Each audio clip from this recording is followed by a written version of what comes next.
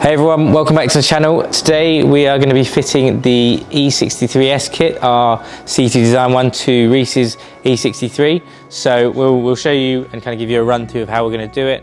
We're going to start with the spoiler, then we're going to do the diffuser, splitter and then the side skirts, and we'll show you the end result.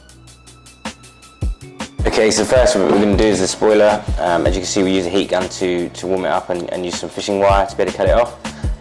Then we needed to remove the excess sticky residue that was there.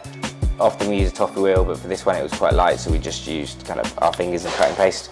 Then lining up the spoiler, obviously remove the red covers over the double-sided tape which is already on the spoiler, get it prepared and then get it in place and then pull the red out.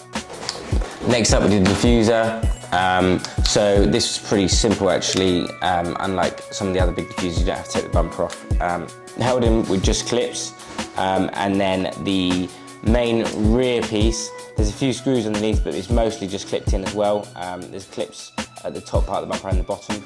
The new diffuser, C2 Design 1, literally is an exact replacement, so you don't have to take the bumper off, it just clips straight in. We had to do this a couple times because the first time we didn't get it in the bottom, so that's something to make note when you are fitting it yourself. Next up, we moved on to side skirts. Just moved it a little bit forward off the ramp here so we can get them jack up the front.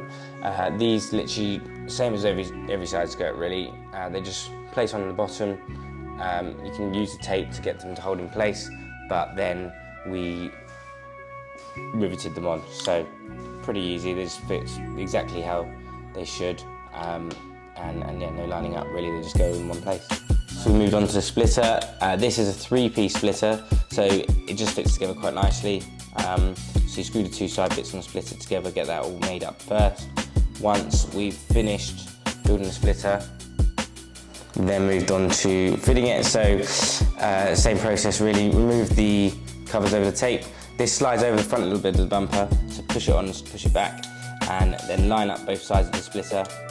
And then we riveted this, so once it's in the correct place, drill the holes simply and rivet it, and that's pretty much the kit done. Probably one of the easiest kits to fit. Everything just fits perfectly, no removing of bumpers or trims, etc. Other than obviously the original diffuser, but yeah, we're really happy with how it looks.